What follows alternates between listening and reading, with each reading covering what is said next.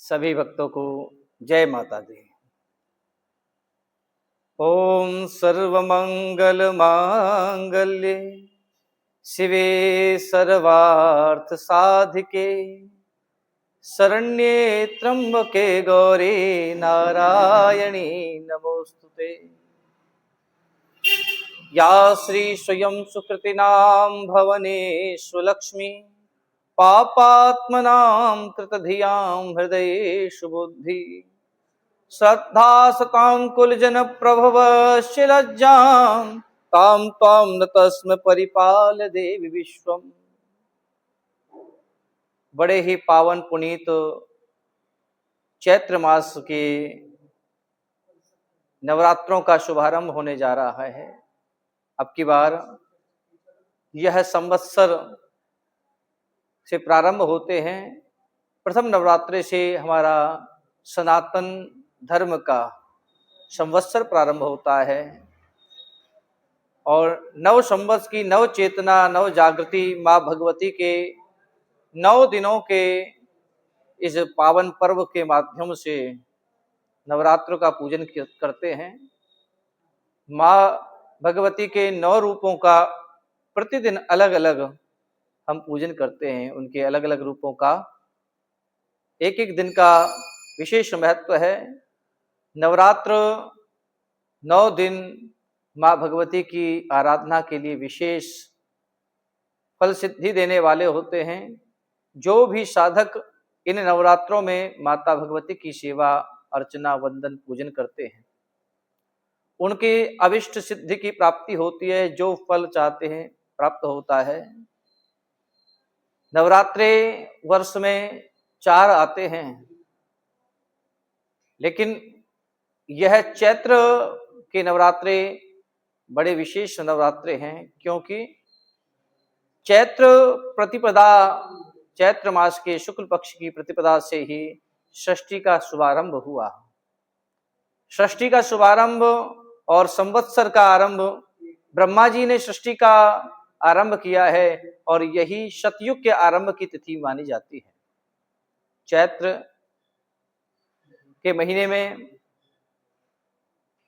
भगवान की ब्रह्मा जी के माध्यम से सृष्टि का आविर्भाव, तो ब्रह्मा जी ने सबसे पहले सृष्टि में जो यव यानी जौ का खेती फसल उत्पन्न की और संसार के प्राणी को चेतना की जागृति के लिए माँ भगवती के माध्यम से माँ शेरा वाली माता के, माँ चिंतपूर्णी, माँ ज्वाला जी और समस्त रूपों का ध्यान करते हैं। माँ पार्वती और उनके अलग अलग दिनों में आप पूजन करते हैं। स्कंद माता के नाम से माता का पूजा, चंद्र घंटा के नाम से पूजा।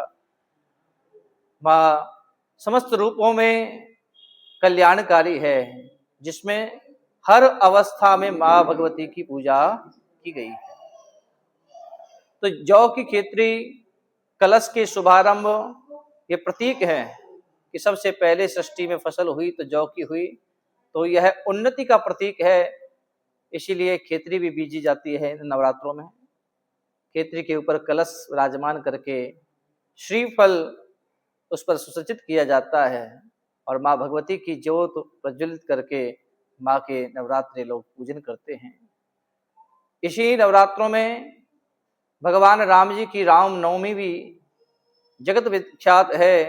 राघवेंद्र सरकार के प्राकट्य का उत्सव मनाया जाता है, इसीलिए यह विशेष नवरात्रि हो जाते हैं। इसमें माँ भगवती और राम जी के प्राकट्य का उत्सव होता है। नव चेतना और समाज में ऊर्जा का संचार होता है। प्रकृति अपना रूप परिवर्तन करती है, मौसम परिवर्तन होता है, तो वसंत से यह परिवर्तन होकर ग्रीष्म की ओर बढ़ रहे होते हैं। तो मौसम में जो परिवर्तन होता है उसके निराकरण के लिए हमें व्रत नियम तप साधन करने से शरीर स्वस्थ होता है। तो माँ भगवती की कृपा से जो नवरात्र व्रत करते हैं, पूजन करते हैं, उनके अनुष्ठान के माध्यम से शरीर से सारे विकार दूर होते हैं। माँ भगवती की कृपा से जीव कल्याण के पथ पर आगे बढ़ता है। ऐसे नवरात्रों का सभी अपने घर में माँ भगवती की जोत जगाएं, पूजन करें और किसी भी प्रकार के अभक्ष्य भक्षण ना करें। हो सके तो व्रत पारण करें, क्योंकि यह बड़े कल्याणकारी नवरात्रे हैं। और प्रथम संवत्सर यह अब की बार संवत्सर जो प्रारंभ हो रहा है उसका नाम रौद्र नामक संवत्सर है, जो कि संवत का वास इस समय संवत का वास माली के यहाँ होगा।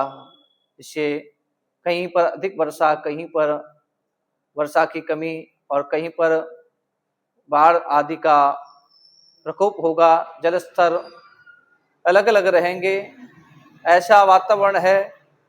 बृहस्पति इस वर्ष के जो स्वामी होंगे, मंगल बृहस्पति राजा हैं, मंगल यहाँ मंत्री हैं।